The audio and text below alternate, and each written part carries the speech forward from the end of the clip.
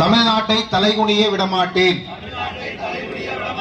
நான் தமிழ்நாட்டின் நாடாளுமன்ற உறுப்பினர்களின் விகிதாச்சாரத்தை குறைக்கும் நியாயமற்ற தொகுதி மறுவரையறைக்கு எதிராக போராடுவேன். தமிழ்நாட்டை தலைகுனிய விடமாட்டேன் என உறுதியேற்கிறேன்.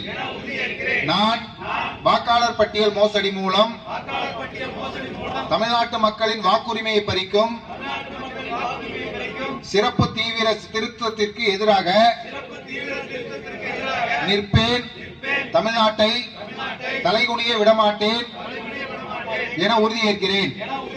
நான் நீட் மற்றும் இளைஞர்களை முடக்கும் எந்த ஒரு திட்டத்தையும் எதிர்த்து நிற்பேன்.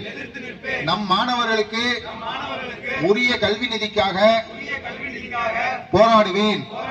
ஒருபோதும் தமிழ்நாட்டை தலைகுனிய விடமாட்டேன் என உறுதியேற்கிறேன்.